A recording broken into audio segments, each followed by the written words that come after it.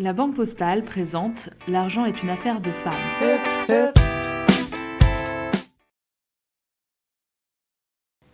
Bonjour à toutes, dans L'argent est une affaire de femmes, nous parlons cette fois des cartes de paiement. Comment en choisir une? Avant toute chose, sachez que ces cartes ne sont pas gratuites, vous devrez verser une cotisation chaque année. Le montant de cette cotisation peut énormément varier en fonction des prestations et des plafonds de retrait qui sont appliqués. Mais si vous êtes une cliente exemplaire, je suis sûre que votre banquier vous fera un prix. Essayez pour voir.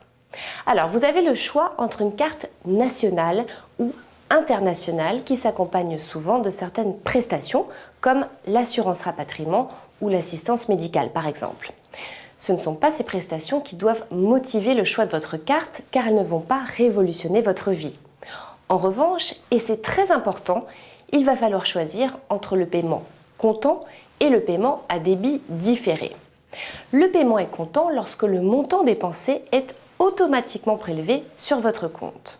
Le paiement à crédit signifie que votre compte est débité en une seule fois de tous vos achats réalisés le mois précédent.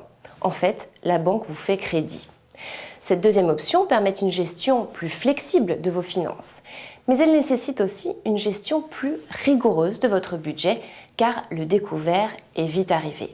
Et puis aussi, elle coûte plus cher que le paiement comptant. Autre chose à savoir lorsque vous allez choisir une carte.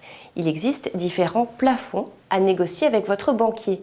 Le plafond de retrait qui correspond au montant maximum que vous pouvez retirer dans un distributeur sur une semaine.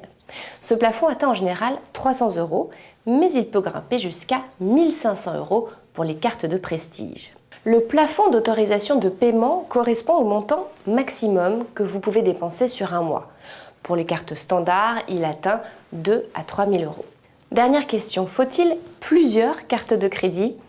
En avoir deux, c'est plus pratique si jamais vous en perdez une ou vous la faites voler.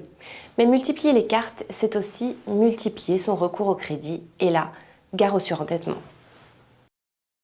C'était L'argent est une affaire de femmes avec la Banque Postale.